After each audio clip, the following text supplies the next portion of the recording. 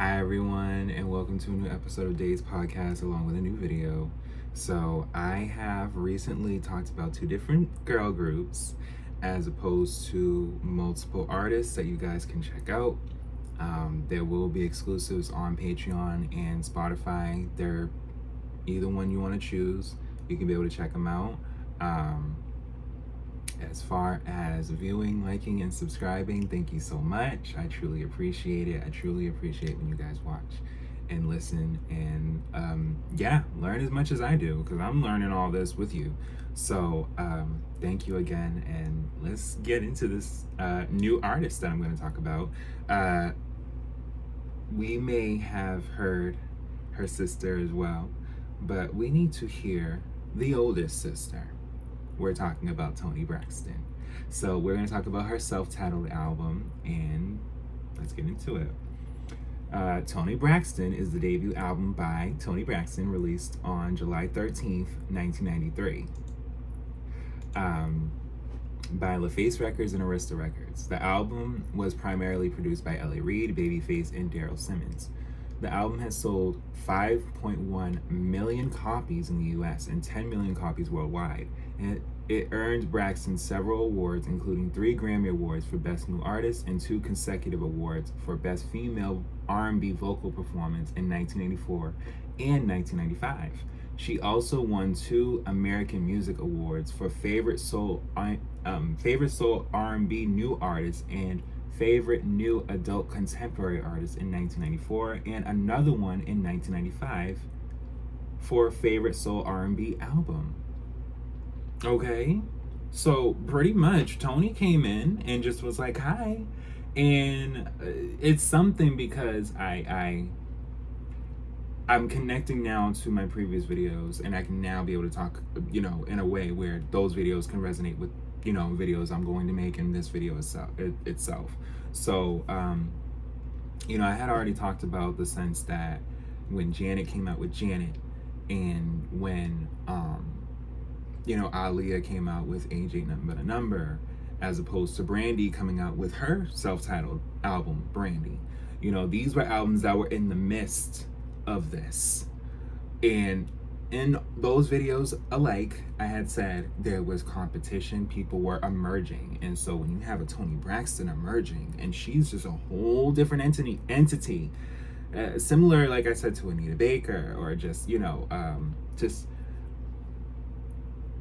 she stands on her own. We're just gonna say that respectfully. And like, even just for just the time, like in the early 90s, there was a shift going on with technology and yes, music and just phones and just all types of things that the millennials like myself were able to experience things going one way and shifting into a completely different way. Adaption, if you will. And I won't say that Gen Z don't really know too much about that, because they're kind of seeing things be one way and kind of just being like, wow, it's advancing kind of fast another. And so with us, it was like, millennials, I should say, because Gen X, they watched it just head on. They kind of watched, but with millennials, same with us too. Like, we kind of watched, endured, same. So it's just, this particular time was just, you needed music. Okay, let's just say that. You just wanted to hear somebody serenade and motivate, and you just needed it. You needed it. All right, so background. Braxton and her 4 sisters, Tracy, Tawanda. Tracy, rest in heaven. Tawanda, Trina, and Tamar signed with Arista Records as the Braxtons in 1989. So Toni and her sisters were already in a group together. The following year, 1990, the group released their debut single, Good Life. Though the song was commercially unsuccessful, it attracted the attention of record executive Antonio L.A. Reid and record producer Kenneth Babyface Edmonds, who were shopping around for talent for their new label, LaFace Records. Instead of signing the quintet, um, they opt to offer Braxton a contract as a solo artist. With only 1 year to finish at Bowie State University, where she was studying to become a music teacher, she relocated to Atlanta to pursue a singing career. So, Toni literally wanted to become a music teacher, and my music teacher from high school, Miss Knight, being a music teacher is nothing to play with. That's you're making sure octaves and music notes and just everything that involves music is embodied, it's learned, it's taken in a way where you live it, and for her to make such a big decision from a university where it's like I could possibly sing, like I could be a star. It's a big deal.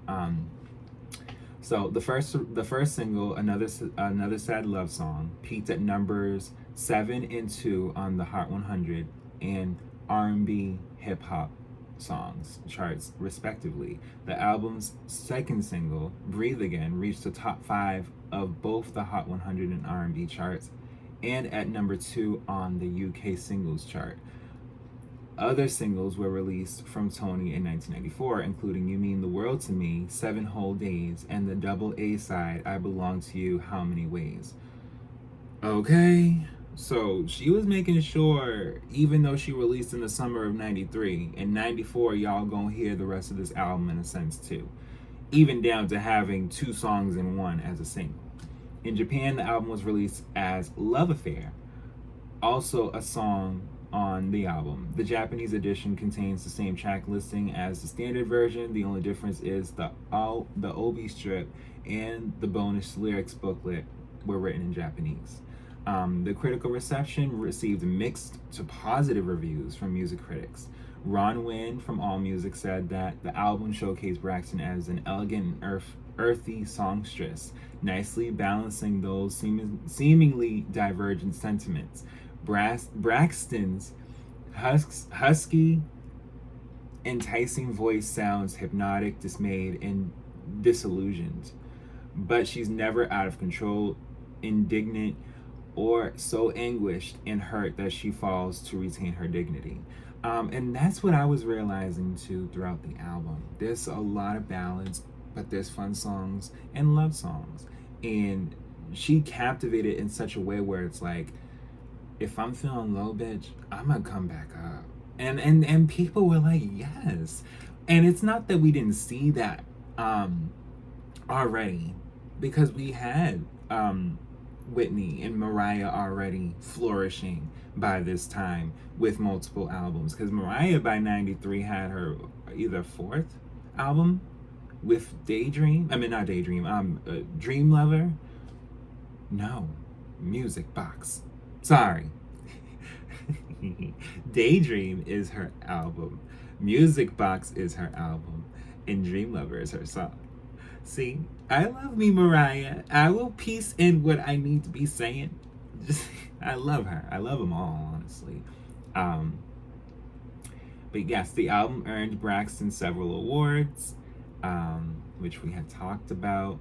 Commercial performance. It debuted at number 36 on the Billboard 200 for the week ending July 31st, 1993. Following Braxton's appearance at the American Music Awards of 1994, the album rose from number 7 to number 1 in its 31st week on the chart on the issue dated February 26th, 1994, becoming the first number 1 album for LaFace Records. It spent a second non-consecutive week atop the Billboard 200 for a week ending March 19th, 1994. Following the 36th annual Grammy Awards, the album, yes, sold 5.1 million copies in the United States and 10 million worldwide. So yeah, big deal. So let's get into the track list. Another sad love song, yes. And the fact that she started the album with that song lets you know, like, I'm not here to play games. Like, I'm here. like you're gonna know me for 30 plus years and on to come, because this album came out over 30 years ago. Breathe Again, track 2. Okay. Now and then, don't listen. Don't. 7 Whole Days. That's track 3. Okay, listen. Oh my God. 4 is Love Affair, and track 5 is Candlelight. I believe, if I'm not mistaken, background vocals. Her sisters were still very much there, and why not? And she took, and her being the oldest, I I want to commend this as far as being a younger and youngest sibling, one way, and even an older sibling in another. Where you say to yourself, I have to take care of things. Even if I'm wanting happiness for myself in a way, there's other factors in my life I still want to be stable. And I respect that of Toni and among many artists that, when it comes to their family, okay? Because there's only so many artists that are open about their families in the industry, or even are collaborative with their families in the industry. So, yes, track 6, Spending Time With You. Track 7, Love Should Have Brought You Home. Okay. Track 8, I Belong to You. Track 9, How Many Ways. Track 10, You Mean the World to Me. Track 11, Best Friend. Track 12, Breathe Again, Reprise. And the European edition bonus track, Give You My Heart. And then there's a Spanish version of Breathe Again. But yeah, this album really did great. And again, take a listen. We're in a time where you don't have to worry about the CD skipping or the tape player messing up. You can literally stream the album as many times as you want. So, and this is not just for her, this is for all artists alike. They actually would like for you to stream. Now, they don't mind things getting bought, because the sales count when it's being bought. Like, buy it on iTunes or buy it on, yeah, you can buy it digitally, but when you actually buy it in the store, that counts too. But yeah, like I said, give these artists their 10s. So yes, I hope you guys enjoyed this video. I thank you so much for listening, and we will be talking about more.